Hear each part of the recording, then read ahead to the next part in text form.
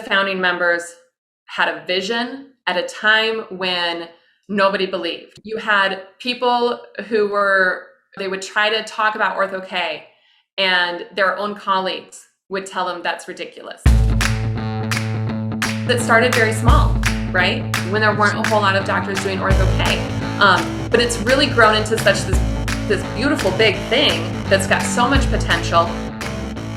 Hi, and thank you for joining the Dare to Be Different podcast. My name is Nick Despotidis, and I've committed myself to interviewing who I view as the movers and shakers in our profession. Today, I have the pleasure of interviewing Dr. Cheryl Chapman. Dr. Chapman, I met.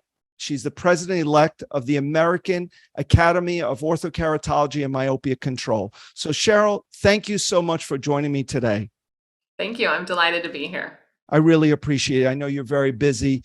I wanted to interview you because I know you've been in private practice for a long time.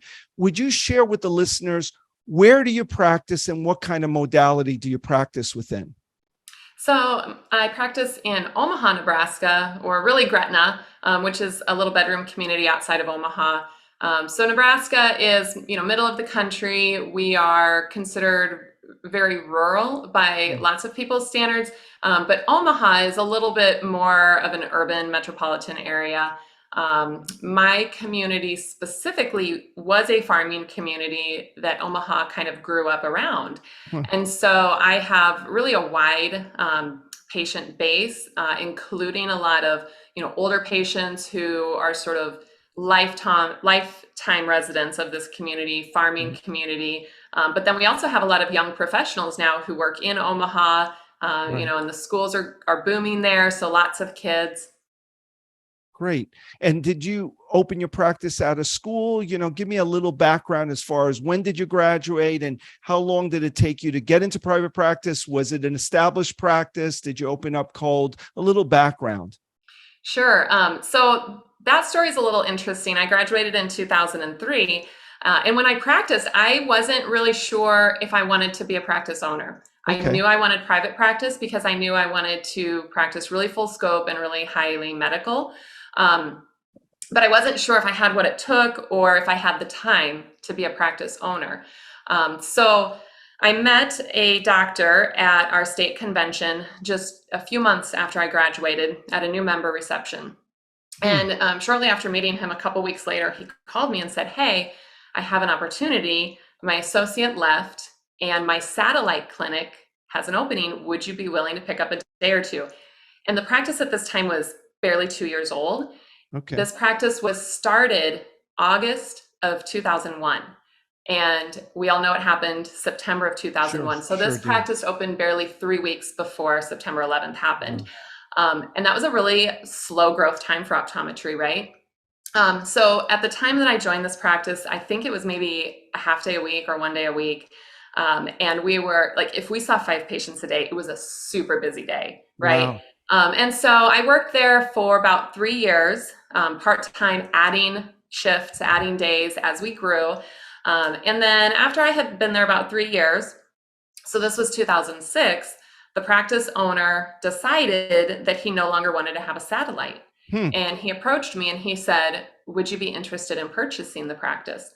Well, after 3 years of working with him kind of as my mentor and seeing that the business side is really not as mysterious and difficult as I thought it would be, okay, I felt very comfortable and very excited then about purchasing this practice and just growing it into what I want it to be.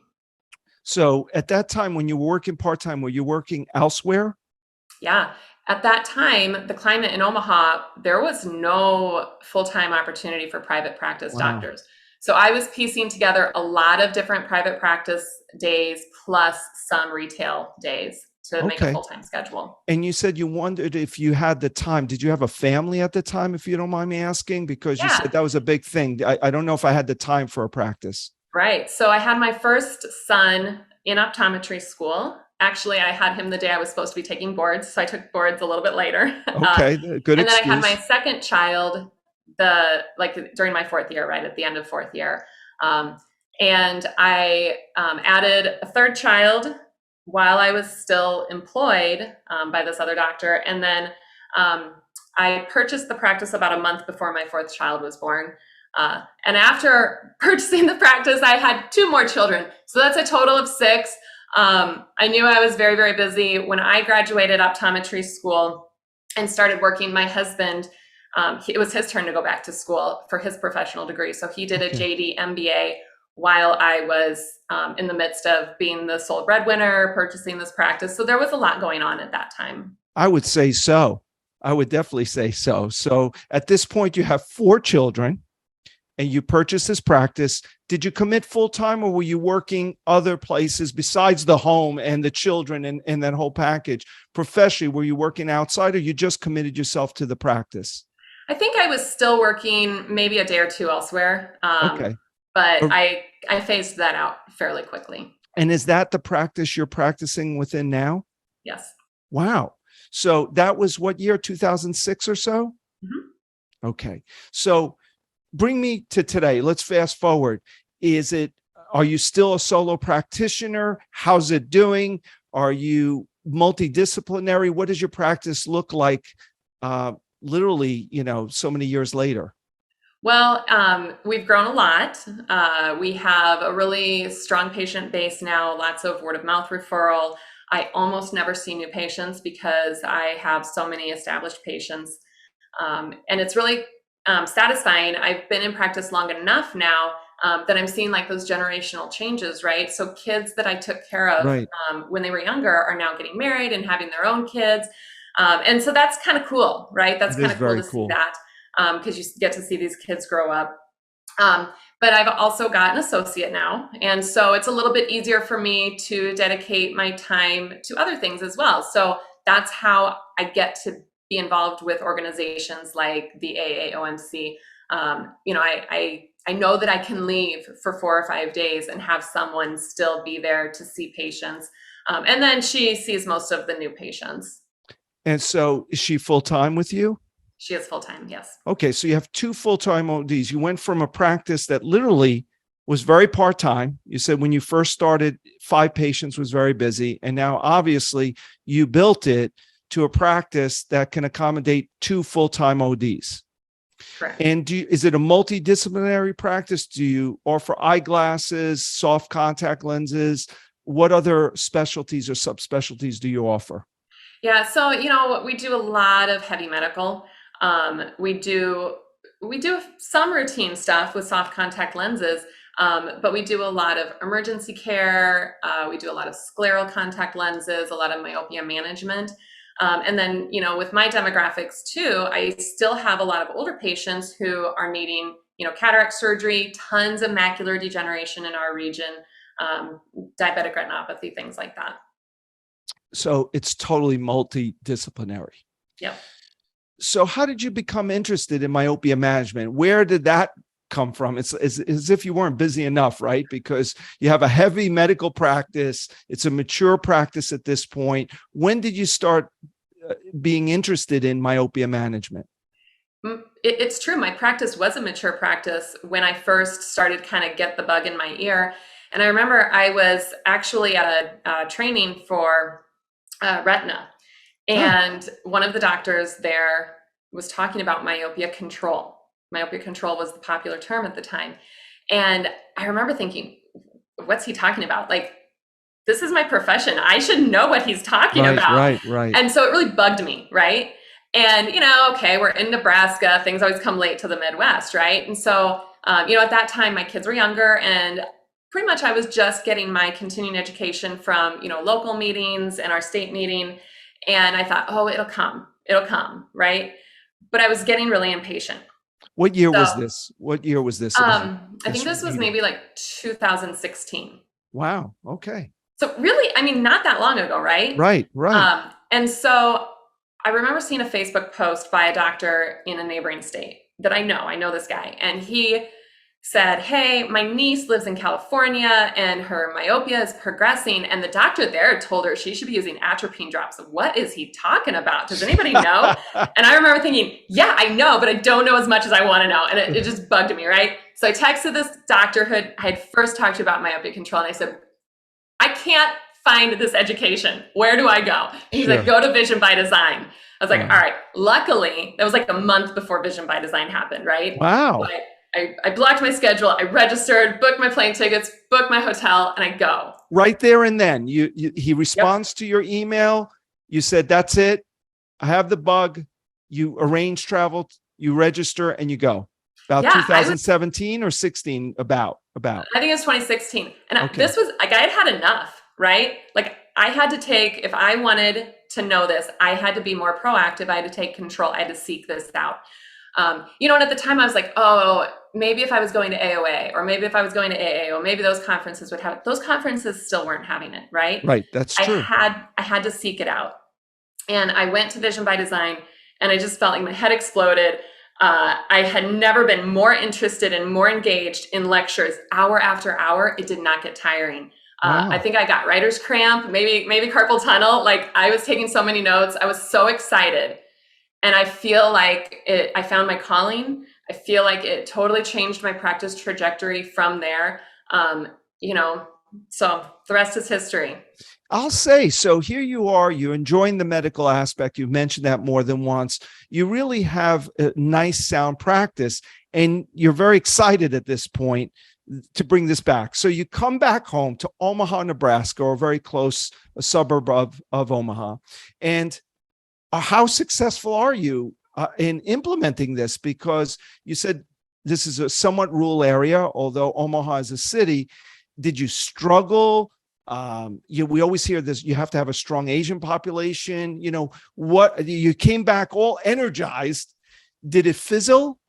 What happened when you got back? It did not fizzle. Luckily, I had an extremely strong staff at the time. But this is one of the beauties of small private practice. If I was in some big organization and I wanted to pivot things, that's hard to do. They have a lot of holes they have to jump through, red tape they have to cut through. But when you are a practice owner and you're in a small practice and you only have 5 or 8 or 12 people that you need to train and convince, that's can seem daunting, but not so hard. Like you can make a decision today and you can start this afternoon, right? So I started by creating just a little PowerPoint presentation for my staff, went through it with them at our next staff meeting. Right. And we sat down with the calendar and we wrote out our milestones, right? Like, this is what we need to do. These are the steps we need to take it. This is the timeline we think. And it doesn't happen overnight. You have to have a little bit of a vision, and then you have to have a little bit of a roadmap, and you have to stick with it. And you do have to have your staff on your side, right? You have to be able to get them excited and buy in so that you all can work towards it together. But yeah, it was a real group effort. The staff got excited about it. And I have some staff that just absolutely love myopia management. So that is important. But yeah, you have to keep working towards it. And you have to find things like Vision by Design that can give you the tools and the network and the resources so that you can lean on them when needed. So you brought it in. Did you start getting a patient here and there? Did it explode? It's now, let's say 2017, a year after I'm sure you came about spring 2016. Let's use that as the date. How long did it take you before you started feeling comfortable doing it? You had a few patients to put under your belt, or? Well, of course, anytime we're experimenting with something, who do we do first, right? We do our family members. Oh my God. I think my husband was my first patient. Oh no. We do our staff members. So you kind of practice, right? You kind of get your verbiage down. You kind of start to understand things. But it's really important for somebody who wants to start doing myopia management, even before you have your topographer, even before you have all your stuff in place, you start filling your funnel, right? Like you start putting the bug in the ear of potential candidates, and you let them know there's this new stuff out there. Like, we're really involved in learning how to do it and how to do it well. And if you are not yet fitting that ortho K, let them know you're being trained on it and you think they'd be a good candidate, and you'll be having this conversation with them again. Or let's start you on atropine until you're a good candidate for that, or whatever. Like, you want to start filling your funnel. So what I did immediately was just identifying any myopic patient, any myopic parent with kids, like you just talk to them, you start that conversation. And even if they say no this year, next year when their kid changes by a diopter, like That's right. they're ready to talk, right? Right. And you don't need a strong Asian population. We are not heavily Asian in the middle of the United States, right? Like, yeah, I have some Asian patients, but I have a lot of Caucasian patients. And so you just have to find those myopes, and they're everywhere, and they're in every ethnicity. So they're there. There's plenty of myopes for everybody. No doubt. No doubt. So if I understand you correctly, the best way to do this in your eyes is start making a list of people that are potential candidates that are concerned about myopia progression, even before you decide to institute it. So you call it a funnel, correct? Mm-hmm. And then you slowly kind of train your staff, you train yourself a little bit, you get used to your topographer, things of that nature, and then you start fitting people who are interested in this funnel, this list of people. And slowly, did you go back to Vision by Design the second year? Of course. You every did. year that every year you go. I go. Okay. And yeah, I wouldn't miss it. So what happens is, does that re-energize you? Do you learn more? All of the above? What goes on there? You always learn something new. We never stop learning. And especially in myopia management, I mean, think how fast the landscape is changing. New studies are coming out all the time. Sure. When I started using atropine, it was 0.01%. That's what everybody was using because that's what Adam 2 told us to do. And then LAMP study comes out and it's like, oh my gosh. Well, so I already knew 0.01% was not working for most of my patients. Right. And I was having to increase them anyway. Well, now I have this evidence-based study that tells me why bother even starting with 0.01, right? Right. But that's just an example of how fast things are changing. We need to be going with something like myopia management. We need to be going and getting that new education really frequently because it is changing so fast. Yeah. And I always say it. I learn as much in the lecture hall as I do just speaking to our colleagues, one another. How are you doing this? What are you doing? Things like that. Oh yeah, and it does. It fires you up. It re-energizes you, reinvigorates you, keeps you excited about what you're doing. Right.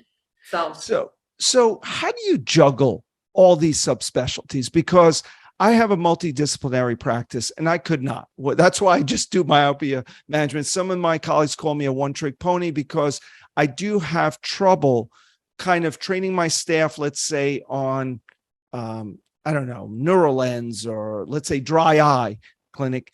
And then another time talking about myopia management, another time talking about other subspecialties. So how do you manage to really enjoy all these subspecialties under one practice?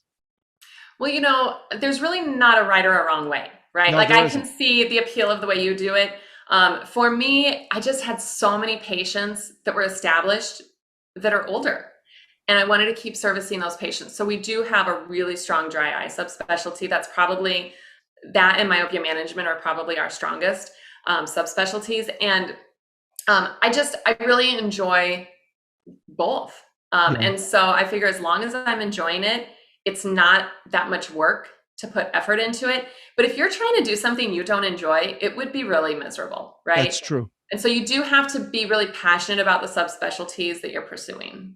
Now, do you have staff meetings every week? I mean, how do you keep everybody up to date on these different specialties or keep them focused on it?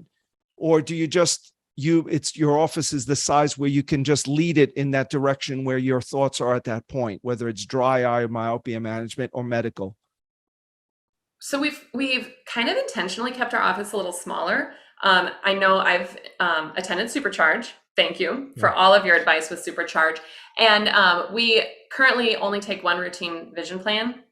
And dropping one of the other routine vision plans helped weed out a lot of noise, right? Yeah, absolutely. And so in doing that, it's allowed me to keep my staff a little bit smaller. I think if you have too many vision plans, you just have to have a lot more staff and you just spin your wheels more. That's right. You're on the treadmill. You're on the treadmill. And so by keeping our staff a little bit smaller, it's a little bit easier to keep them highly trained. You don't have as many people to manage. We do try to do staff meetings nearly every week. Sometimes we'll have a week slip by, but that's important, right? To touch base and to just make sure that you're constantly talking about new things and making sure your protocols stay sharp, stay tight. Right. My lead technician just absolutely loves myopia management, to the point where she's so highly trained. And she listens to me talk to my externs too. So she listens to me explaining things to them all the time. I bet she knows more about myopia management than a lot of optometrists. And like, that's because she loves it and she wants to learn it. So she's so excited. She's been to Vision by Design with me in the past. She's coming again this year, and she is going to be one of the first people to take the certification test for technicians that AAOMC now offers, the Certified Myopia Navigator. That's great. I'm bringing staff members also. So make a point that they could at least talk to one another, because I'm sure it'd be nice to talk about other practices, how they do it, and things of that nature. That's great. So now you're president-elect of the Academy. How did that come about?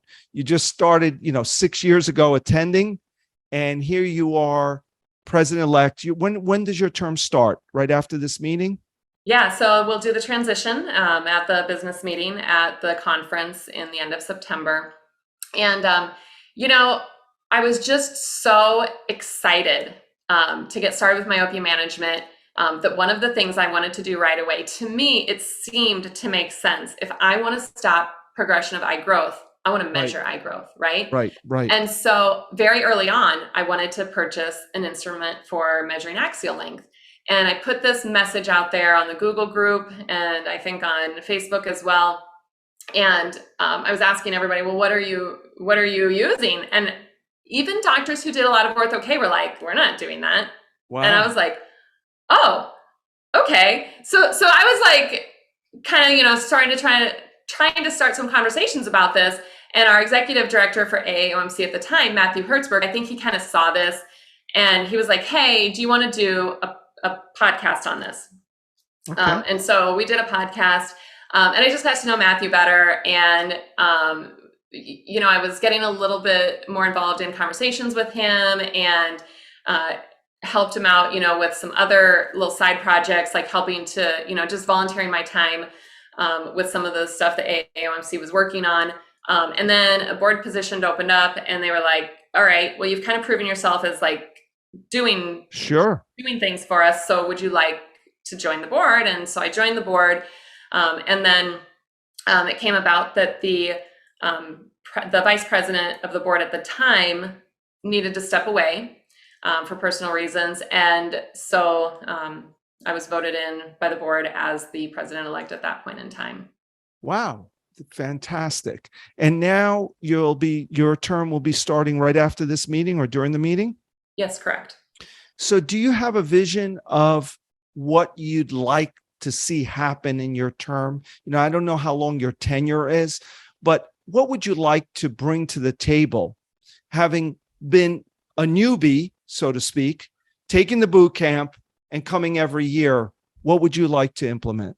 So I think that I have a unique perspective because for a long time, the board of directors were doctors who had been there for many years, right? Right. And so I think one reason I was invited into the board was because they really wanted some new blood, right? Sure. And so I have this perspective where I remember what it's like to start. And I also have the perspective of, kind of seeing where the AAOMC was at several years back, and all of the growth. Myopia management is just exploding. Sure. And so we've really grown a lot as an organization. And what I see looking at the AAOMC is an organization that needs to grow with it. And so, traditionally the AAOMC was run by just a very few people because it started very small, right? When there weren't a whole lot of doctors doing Ortho-K. But it's really grown into such this beautiful big thing that's got so much potential, and with Matthew Hertzberg stepping down as the executive director, we needed to go in a different direction. So we've decided to hire an association management company to kind of help run the organization. And I have a history of working with my state association, the Nebraska Okay. Optometric Association, on their board of directors. And we had an association management company that has worked with the NOA for years. And it's beautiful. It's so well run. And so that's when I look at the AAOMC, I look at that and I think, oh my gosh, it's a no-brainer. Like, we need an association management company to take care of all of that stuff, so Sure. that the doctors can take care of content creation. So we can take care of helping plan the Vision by Design lectures and the speakers and creating webinars and writing articles. But we need somebody else to take care of website design, Logistics, and COPE approval, and all of those distracting things. Because, realistically, our board of directors, they're all volunteers. yeah. And we want to maximize their strengths, right? We don't want to bog them down with behind the scenes work. So your vision really is to bring it, because without those founding board members, we wouldn't be talking today. Correct. They just amazing. gave their lives literally to create what we take for granted now in Vision by Design. But what you view it is that now myopia management is in the forefront, and it really can't be handled by just a bunch of optometrists on the board. I'd have to agree, right? So your vision is to really systematize things to make it a true organization. Like, it's the natural progression of any organization. It doesn't start out with a management company. Nobody will take it. But certainly at this point, we can say that it's due to help us run a better, not only symposium, but like you said, a stronger organization, because the competition is there now also. I notice you have all the big names like Pentavision and other ones coming in with virtual meetings, and we're all competing for the same space, and there's private sector doctors coming in. I truly believe the Academy has the strongest competitive edge because the members do this every day.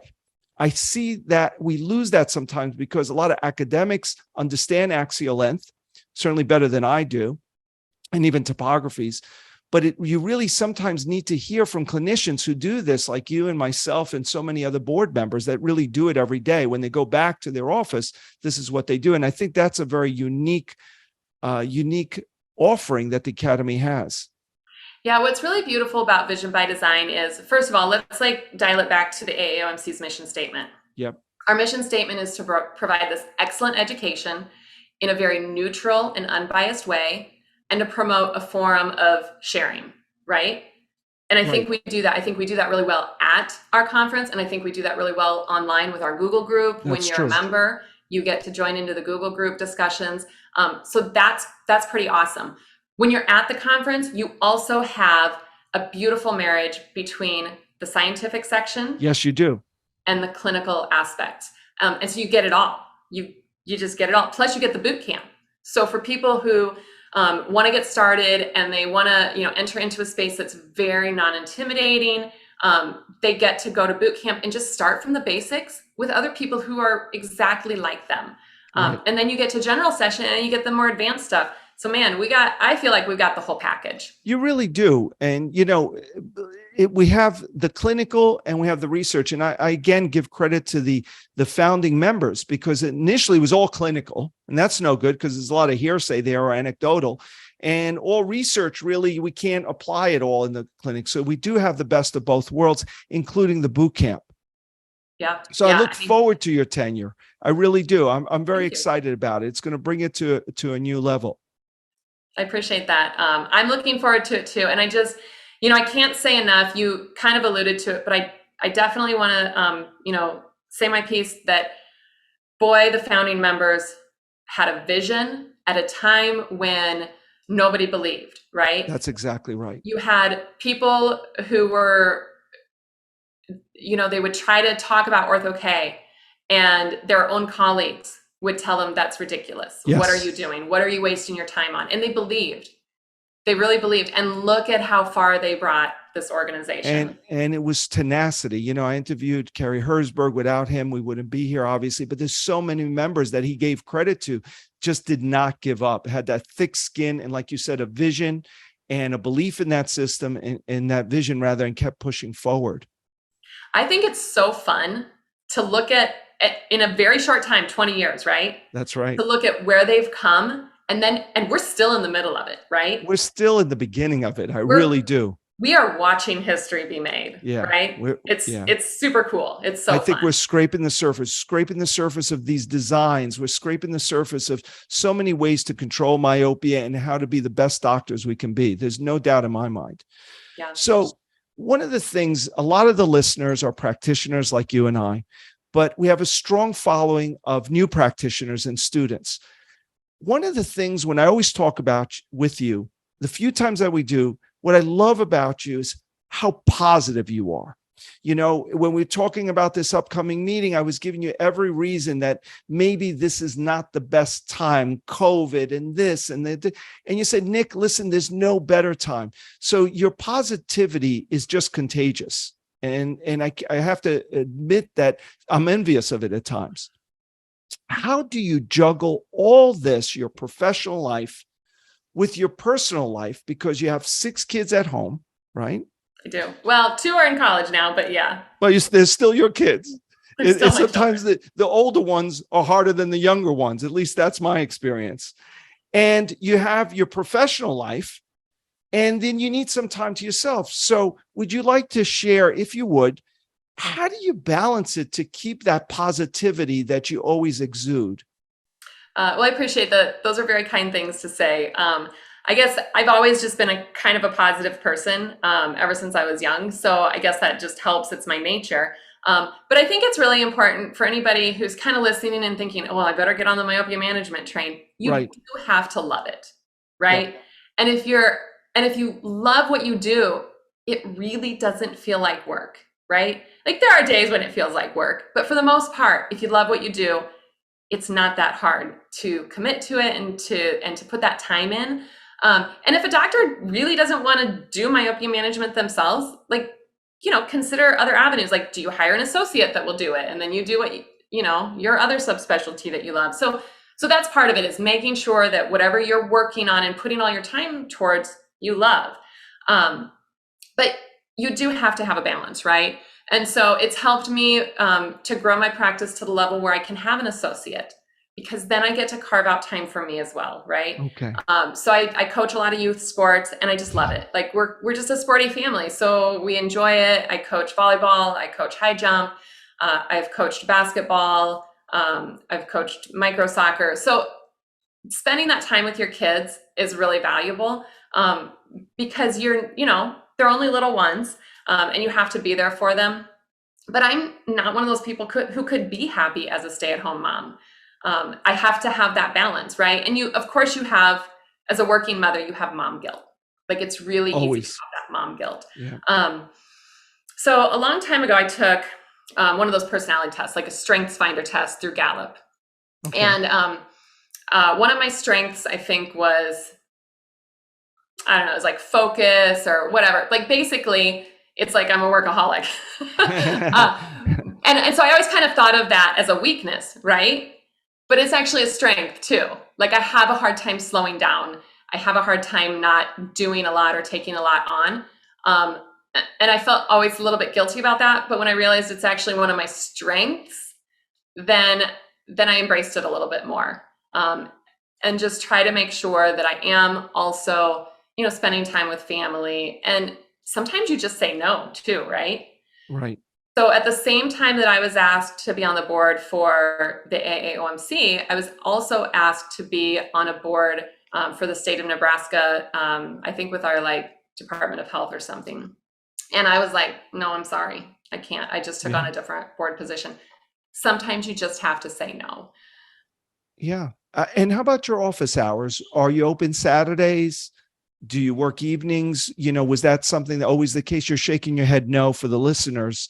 Was it always like that? So you're not open Saturdays. Were you ever open Saturdays when you started? I was.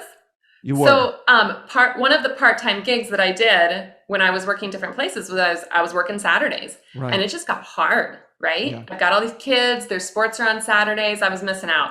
Yeah. And so I cut that out years ago. And I was like, we did our due diligence, we analyzed it, we looked at the books, and we said, of those Saturday appointments, how much revenue do they generate? A lot of times it was the routine vision exams. And this is Nebraska. If it was football Saturday, we had a lot of no-shows. Yep. And I was like, I don't feel bad about cutting out Saturdays. And did it hurt our bottom line at all? Not a bit. Yeah. And then we used to have a late night during the week.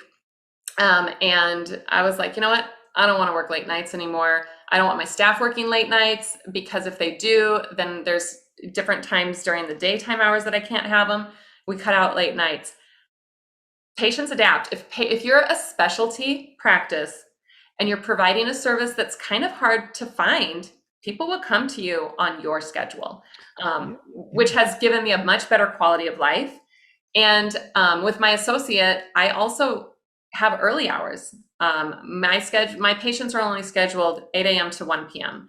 So, by the time you wrap up that last patient and you do your admin stuff, I try and leave by 4 o'clock every day. So if I have an orthodontic appointment, or I have to go, coach a sport, or my kids have an early game or an early practice, I can know that most times I'm going to be able to drive them or attend or whatever. And that is where I find my balance,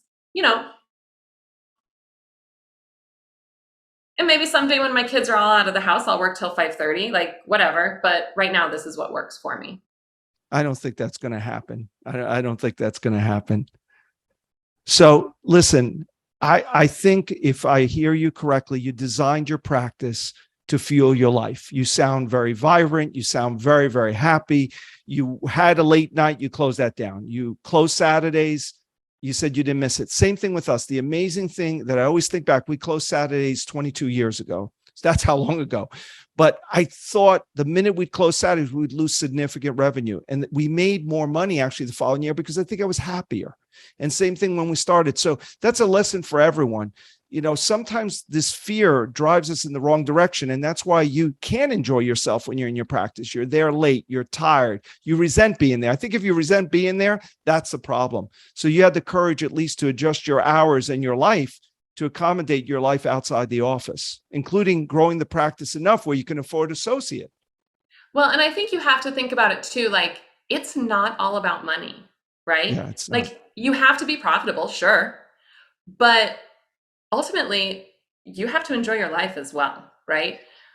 So if you make slightly less money by having fewer hours, so be it. But it all will catch up to where when you're happy and you're doing a good job, you'll probably ultimately end up making more money because it's easier for the patients to buy into your message if you're happy delivering it. Yeah. Yeah.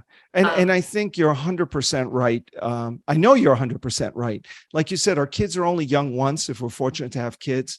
And, I think sometimes as physicians, all medical professionals, we lost the way. Everybody's talking about vertical integration and selling to private equity and really just cashing out. And, they're missing the juice, in my opinion. If you're enjoying yourself in your practice and you're earning a good living that affords you a good lifestyle and send your kids to college, et cetera, whatever you value, there's really no reason to burn yourself out. It's really not. I think you're missing out really on what life has to offer, is enjoying our family, enjoying our practice. That's why we got into private practice. Nick, do you still recommend the pumpkin plan at the Super? I do. Okay, so you recommended pumpkin plan. Of course, I read it. My husband totally made fun of it because he's an MBA. But I'm like, Tom, it doesn't matter what you think. Like, it makes sense to me because I am not a business major, right? And it really helped me to kind of think about what I was doing. And I come back to that all the time. And I think, prune off the vines, grow your giant pumpkin. And I loved it so much. It was such a great message that I have all my interns read it. That's great. And we talk about it. We talk about how if you want to have a practice a certain way, start from the beginning. Why go a different direction? Grow what you want. Yep. So tell the people a little bit about the Pumpkin Plan. It's a book that I read long ago. It's very easy to read. That's why your husband probably makes fun of it. But what's the premise behind the Pumpkin Plan? So the premise behind the Pumpkin Plan is, and I love this too, because I'm a farm girl, right? So I grew up like gardening with my grandma. But so the Pumpkin Plan is, let's say you want to grow a giant pumpkin that you can take to fair, and it's going to be the biggest pumpkin anyone's ever seen. First of all, you start with a giant pumpkin seed, right? You have to have the right hybrid that's going to grow large. But then as your pumpkin vine is growing, you you look at the different little buds and the different little pumpkins that are starting to sprout, and you pick the best one and you prune all the other ones off so that that vine puts all of its energy and all of its nutrients into growing that one single melon for you. Yeah.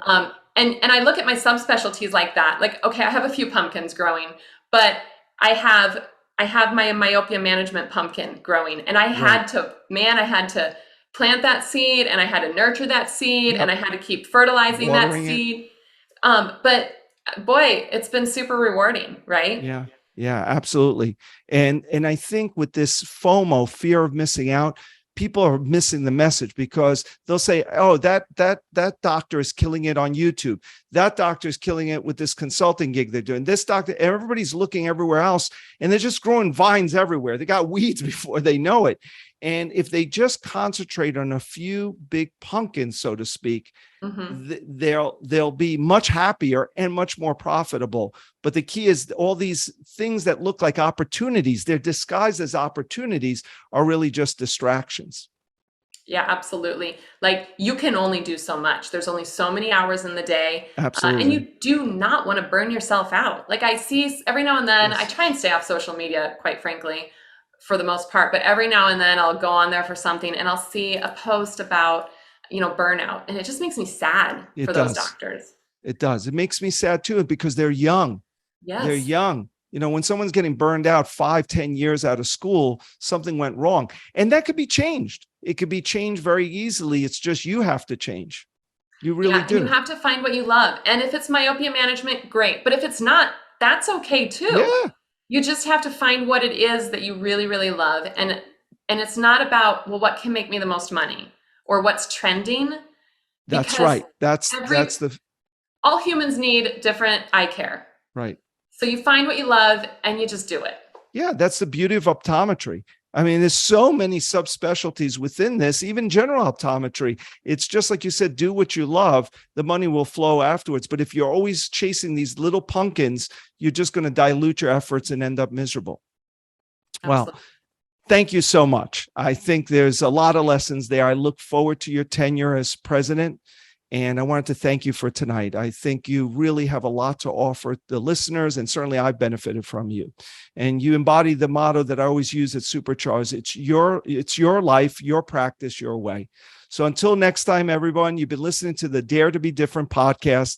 Until next time, have a great day. Thank you.